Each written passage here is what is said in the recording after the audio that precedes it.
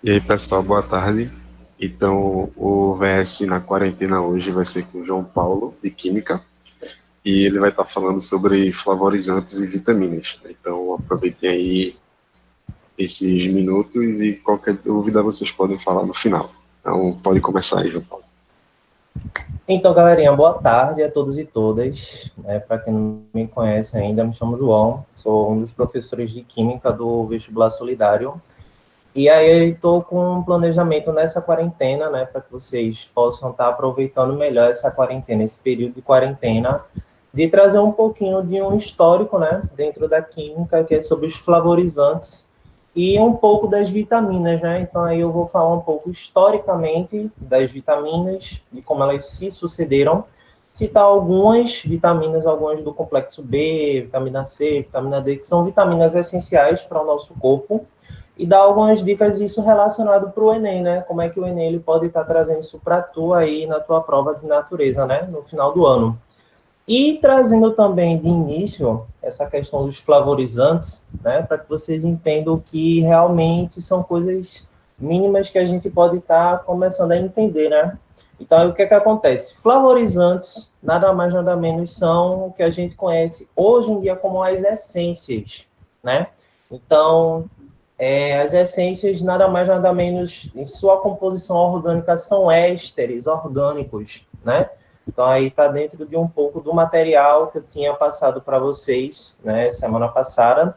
E aí, o que é que acontece? Flavorizantes, o nome flavor, né, vem do inglês, significa sabor.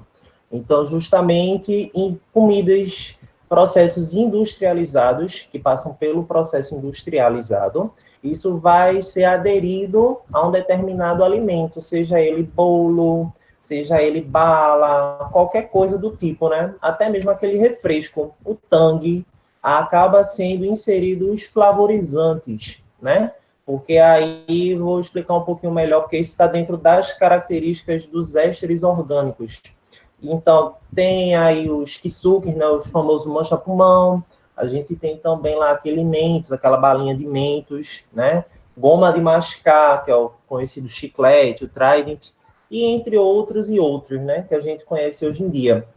Então, basicamente, a gente acaba vendo até nessas questões assim de coisas do dia a dia. Então, tem aquele bolo que vai dar um gosto de uma determinada fruta, né? Então, isso daí basicamente são flavorizantes sintetizados.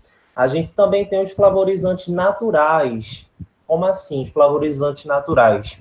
Flavorizantes naturais nada mais nada menos são o que a gente utiliza como os açúcares, né? Então, os açúcares, eles vão dar essa característica do flavor, do sabor, né? Característico a determinada fruta, a determinado sabor.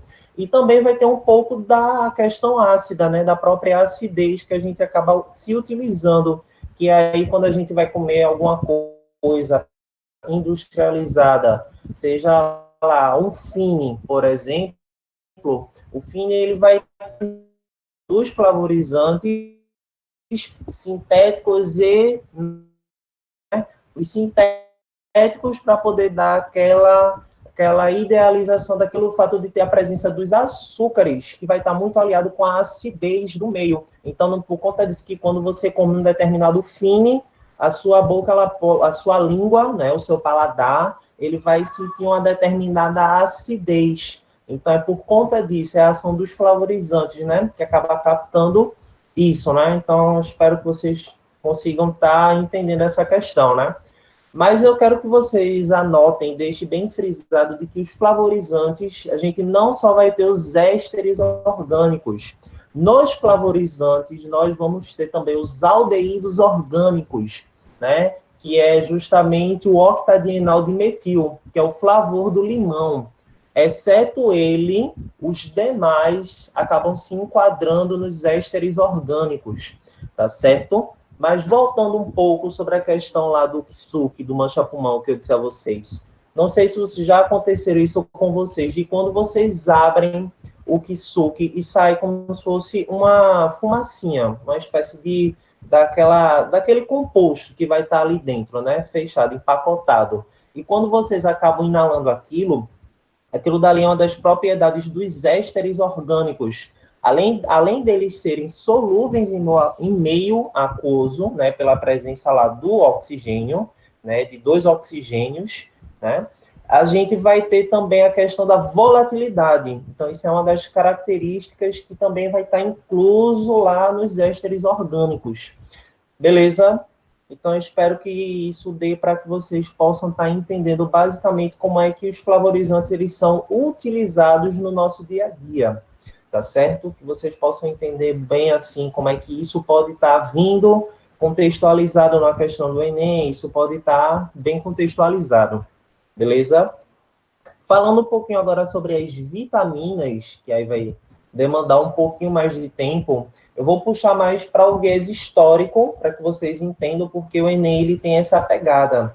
Ele vem trazendo para vocês em questões envolvendo no caderno de natureza, trazendo contextos históricos. Então, isso daí é uma marca clássica do Enem. Então, ele pode trazer o contexto do ácido ascórbico, da vitamina C, e dizer qual a função orgânica, qual a solubilidade daquele composto. Então, isso daí é o que a gente chama de intertextualização, né? A interdisciplinaridade que o Enem acaba colocando ali, né? Então, eu vou trazer muito nessa pegada para que vocês entendam como é que se tem, como é que se faz tudinho, para que vocês possam ter uma noção e mais preparados para essa prova do Enem, né? Que vai ser lá no final do ano. Beleza?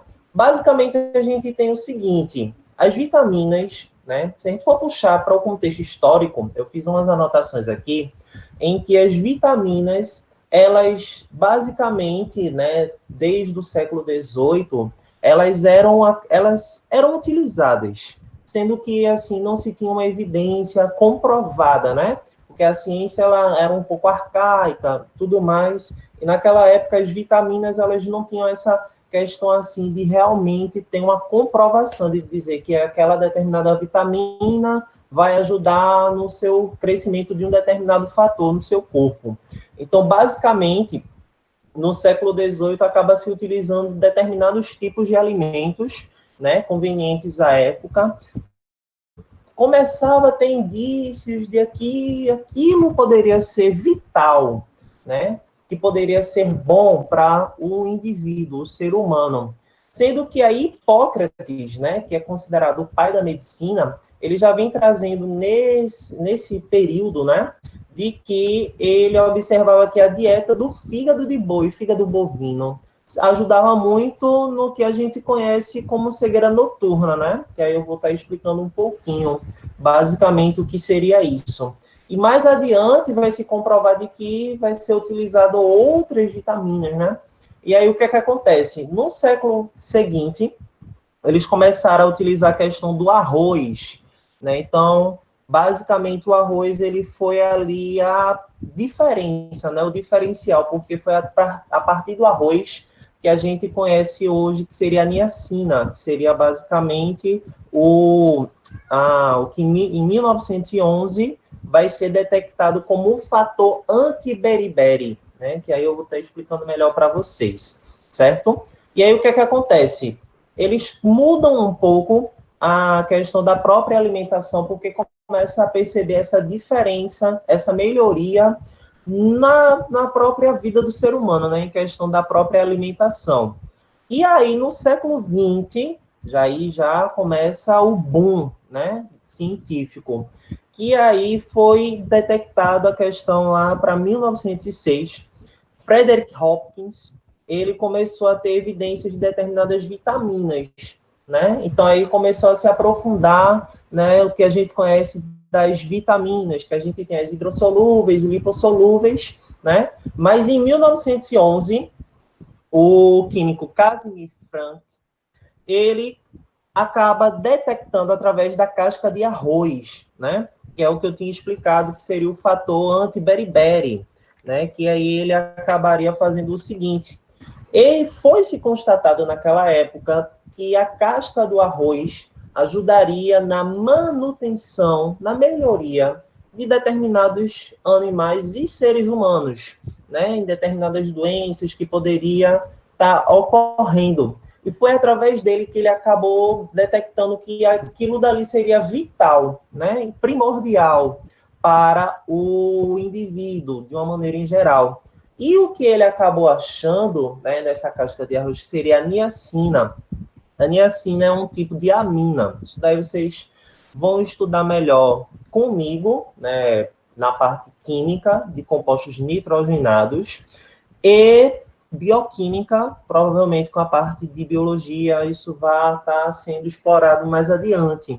Mas isso daí é uma amina, tá? É um composto nitrogenado, na qual ele acabou dizendo que aquilo era vital, mas aquilo dali também era uma amina. Então acabou juntando, fez essa junção, né, de vital com amina, que aí a gente conhece hoje como vitamina, né? Então, basicamente, foi lá no século XX que a gente começou a ter algo mais certo, mais enfatizado do conceito do que vinha a ser a vitamina, né?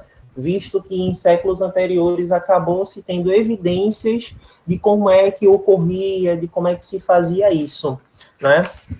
E aí, o que que acontece? Eu vou citar algumas doenças, né? Que seria nada mais nada menos que a ausência de determinadas vitaminas no nosso corpo.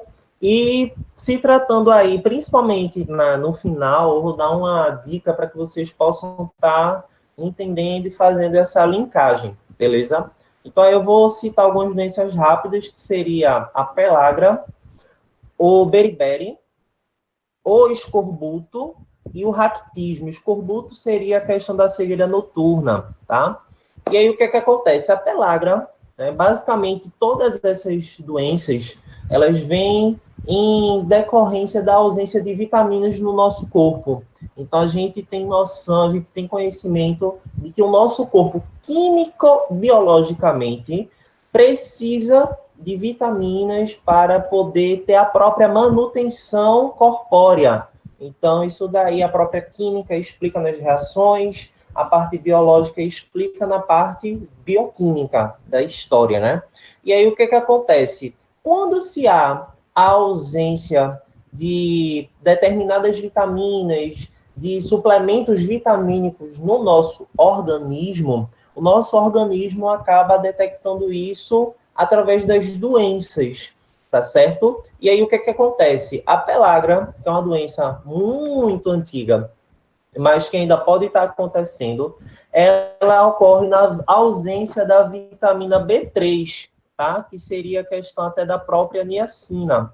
Então, onde é que a gente pode encontrar essa vitamina, né? Então, a gente pode encontrar isso em frutas, como pera, goiaba. A gente pode encontrar isso em fígado, a gente pode encontrar isso em peixes também, tá certo? Então, atum, sardinha, a gente acaba encontrando ela, tá certo? Sendo que não é apenas a niacina, que seria uma vitamina, né? A gente acaba tendo o triptofano, que seria um aminoácido essencial. Para que vocês entendam esse primeiro contexto, né, dessa doença da pellagra, é o seguinte: a gente tem uma vitamina, seria a niacina, a vitamina B3, do complexo B, e a gente tem o triptofano. O triptofano são aos aminoácidos.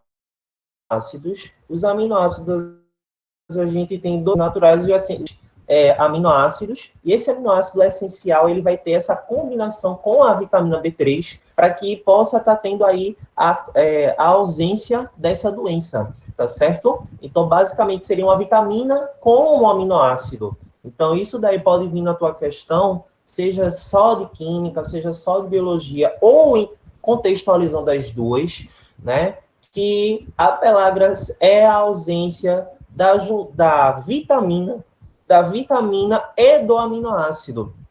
Não apenas da vitamina e também não apenas do aminoácido. Então, é a junção dos dois, que quando a gente tem os dois lá juntinhos, se a gente tiver ausência deles, a gente pode estar ocasionando o que conhecemos como pellagra, tá certo? Espero que esteja dando para entender esse primeiro tópico, tá? Em seguida, a gente vai ter o beriberi, né? Voltando, desculpa. Uma dica que eu dou a vocês é o seguinte: ele pode não dizer, se vier isso na prova de vocês, ele pode citar o seguinte, né? Contextualizar em épocas antigas de que a pellagra, ela também é conhecida pela doença dos 3Ds, dermatite, diarreia e demência, tá? O nível 1 da pellagra naquela época seria dermatite, seria problemas na pele, na derme. O segundo nível da pellagra seria a questão da diarreia, então a questão até da própria absorção da vitamina e do aminoácido essencial, tá? Então isso daí seria um segundo nível dessa doença. E o terceiro nível e último, que era muito raro pessoas chegarem ao terceiro nível naquela época, seria a questão da demência, da extrema demência, da questão do raciocínio, tudo direitinho, tá certo? Então, a pellagra, ela pode vir conhecida como a doença dos 3Ds, ou ela pode vir do jeito que eu tinha dito a vocês, a questão da ausência da vitamina e do aminoácido essencial. Beleza? Continuando agora, a gente tem o beriberi, né, o beriberi. O beriberi, ele também é uma ausência de uma vitamina do complexo B. A gente falou da vitamina B3 e agora a vitamina B1, certo? E aí o que é que acontece? A vitamina B1 ela é uma vitamina rica num composto chamado tiamina. É uma amina também, tá certo? É um composto nitrogenado, vitamina. Vai ter um composto lá nitrogenado, a amina, tá certo? Então, vocês sempre tem que estar atrelados a isso. Quando a gente fala de uma vitamina, a gente vai ter um composto nitrogenado. Nunca esqueçam disso, tá certo? E aí, o que é que acontece? A ausência da vitamina B1, a vitamina B1 ela é rica em cereais integrais, feijão também tem a vitamina B1, tá certo? Não é apenas de ferro que se tem o feijão, mas vitamina B1 em carne bovina, tá certo? Uma coisa que eu digo a vocês, um parêntese. A gente, de uma maneira geral, pode estar obtendo o beriberi também pelo consumo excessivo de álcool. Alcoolismo também ocasiona na diminuição dessa vitamina no nosso corpo, tá certo? É uma coisa que é pouquíssimo falado, mas que vocês também possam estar entendendo que essa questão do álcool, né, da ingestão excessiva de álcool, acaba também ocasionando essa redução dessa vitamina. Ela acaba inibindo que isso possa estar ocorrendo, tá certo? Espero que vocês consigam estar entendendo como é que se está dando, tá bom? A terceira seria o escorbuto, tá? O escorbuto seria a ausência da vitamina C. A vitamina C é uma vitamina muito conhecida, muito falada, muito ingerida, né? Se a gente for pegar lá a estrutura da vitamina C, a gente tem lá a parte apolar, né? Que como é que se diz? Que já é prático, né? De uma estrutura de uma vitamina, como a vitamina C. E tem a parte que ali vai ter algumas interações de hidrogênio, que vai ter a possibilidade de estar se solubilizando, né? No nosso corpo, em meio aquoso, tá certo? Então, o escorbuto, ou sangueira noturna, ela basicamente ocorre com a ausência da vitamina C.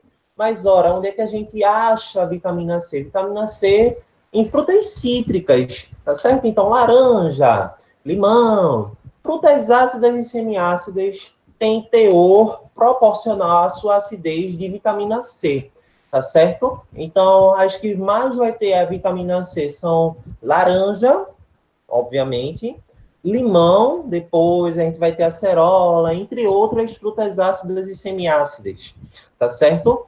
Batata, a gente pode encontrar vitamina C em pouquíssimas quantidades, mas a gente encontra na batata, a gente encontra no brócolis, né, nas verduras, leguminosas, de uma maneira geral, e também enfatizando o morango. O morango ele é uma fruta ácida, de semiácida para ácida. Então, quando se falar de frutas, vocês consigam entender que a gente trata muito na questão química da acidez dela.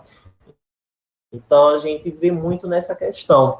tá certo? Quando essa questão da ausência dessas vitaminas acaba ocasionando essas doenças que eu tinha falado no início, tá certo? E, por fim, a gente tem o raquitismo.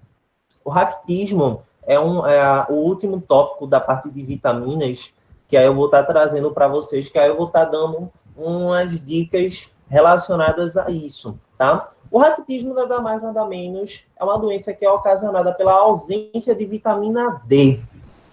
Quando a gente fala vitamina D, a gente vê muito assim, né? Banho de sol, dizer assim, para geralmente pediatras, recomenda-se a crianças, né, menores, recém-nascidas, de tenra idade, a tomarem banho de sol. Por quê? Para a absorção de vitamina D, né, a questão dos raios solares acaba influenciando nessa absorção de vitamina D no nosso corpo, tá certo? Então, aí o que acontece? O raquitismo é a ausência da vitamina D no nosso corpo. Mas qual é o objetivo da vitamina D no nosso corpo? Ele promove, preste bem atenção, a vitamina D, ela promove a absorção de cálcio e fosfato no nosso corpo. Dando um parêntese nessa questão, vou explicar em partes, tá? O fosfato, o nosso corpo, ele ama fosfato, tá? Ele gosta, porque fosfato dá ânimo para que o nosso corpo se movimente. Fosfato é um dos fatores que faz com que o nosso corpo ele esteja lá se movimentando e tal.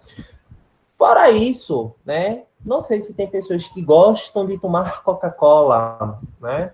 Um dos fatores das pessoas ficarem viciadas em Coca-Cola é pelo fato de, dentro da sua composição, não é apenas ter compostos como a gente conhece como cocaína, enfim, né? Que não vem ao caso agora, mas que tem fosfato na sua composição da Coca-Cola. Por conta disso, que quando a gente toma, quanto mais a gente toma, mais vontade dá para a gente tomar.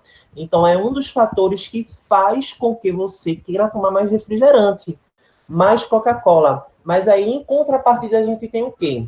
Refrigerantes, preste bem atenção também. Refrigerantes são descalcificantes. Que danada é isso? Algo que é descalcificante, ele tem a capacidade de reduzir a quantidade do teor de cálcio que vem a ter no nosso corpo. E o que é que acontece com isso?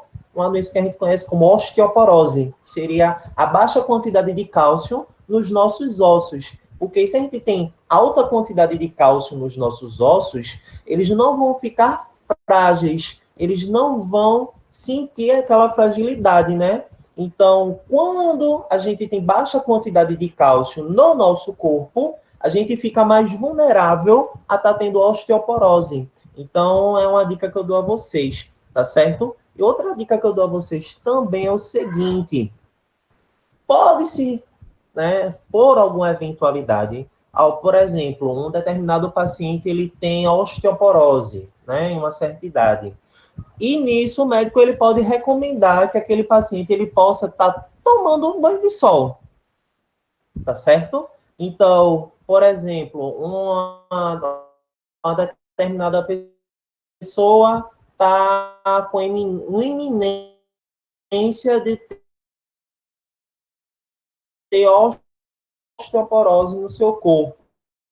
Aquilo dali o médico diz, ó, tome um banho de sol 3 vezes ao dia, tudinho, tá tendo cálcio. A presença do cálcio é uma das partes prejudiciais da gente não ter cálcio no nosso corpo, é a questão até mesmo da coagulação sanguínea, a questão de hemorragias, tá certo? Então, essa questão do próprio raquitismo, você pode estar ocorrendo, uma pessoa que venha estar tendo raquitismo, ela pode estar tendo sangramentos, hematomas. Então, é muito dessa questão da própria coagulação sanguínea, tá certo? Isso daí vocês vão ver melhor, eu creio que com a parte de bioquímica, tá? E a parte química, estrutural das coisas, tudo direitinho, aí eu posso estar explicando e mandando material para vocês, tá certo?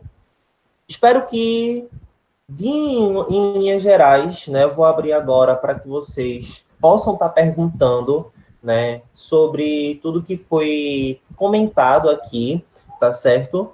E aí eu dou uma última dica, né? Que em relação aos flavorizantes, que eu tinha esquecido de falar, de que os xaropes, a medicina se utiliza também dos flavorizantes, beleza?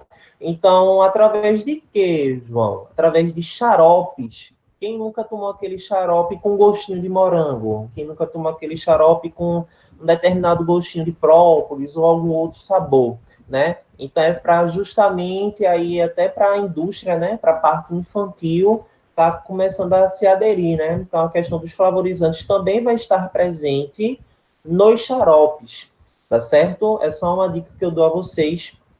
Espero que vocês tenham aproveitado, né, todo esse contexto, essa contextualização, e que vocês se atentem que o Enem, né, ele cobra muito essa questão da intertextualização, quase que não sai. Intertextualização, né, a interdisciplinaridade das áreas. Então, pode vir um contexto histórico para vocês no caderno de natureza, por que não?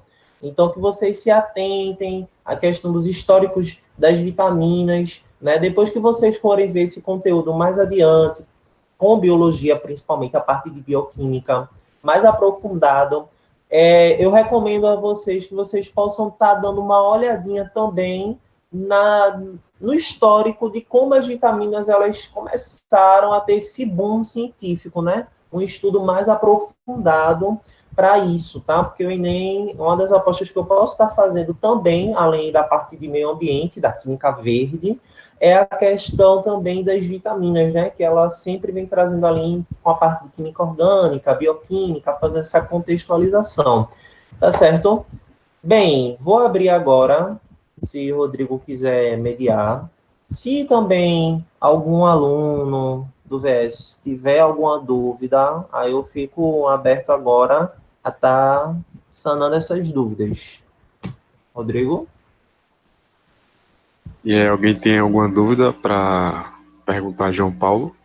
Quem tiver, é só desmutar aí o microfone ou pedir que a gente desmuta e vocês podem ir falando. Isso. Ninguém? Nenhuma dúvida? Então, tudo sabido, então.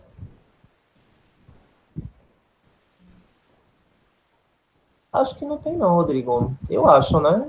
Até agora ninguém pediu para... Estão me ouvindo? Sim. Então, né? Eu não entendi muito bem a parte do ractismo. A forma Pronto, que... Deixa eu ver aqui como na minha ocorre? anotação. Sim, a forma que os raios solares e etc. Pronto, eu vou agem, explicar. entendeu?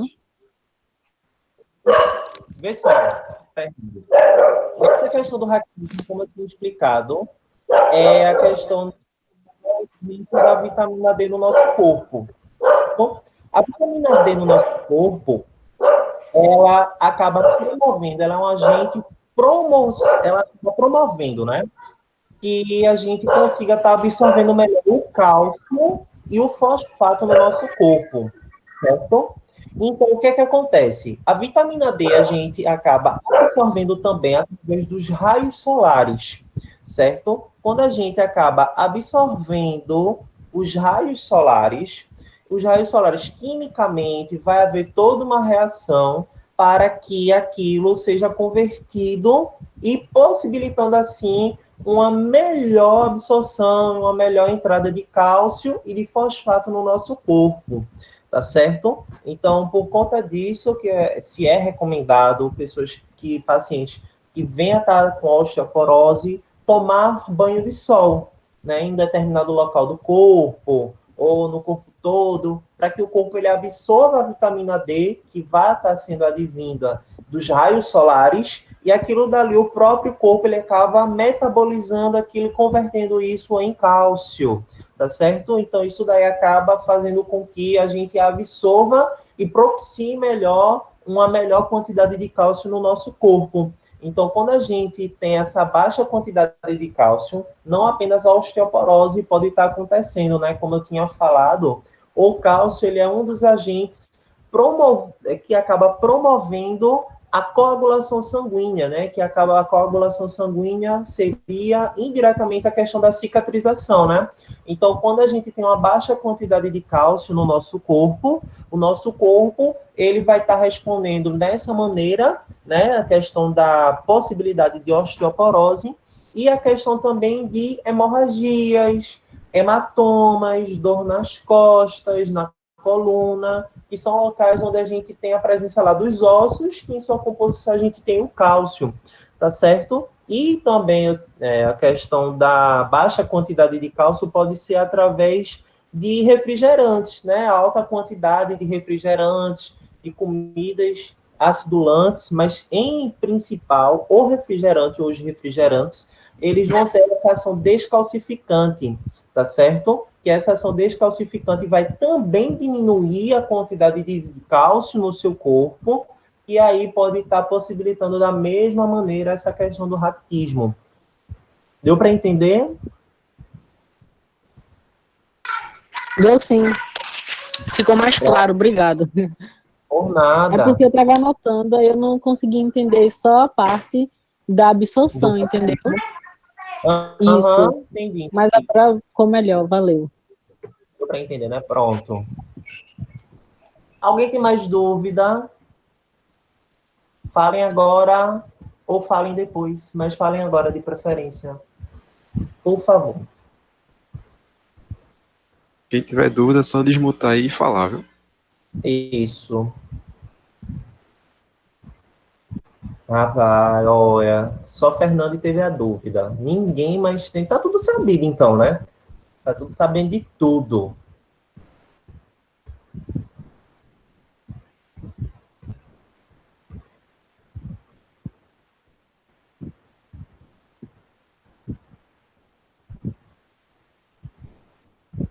Mais nenhuma dúvida? Ninguém?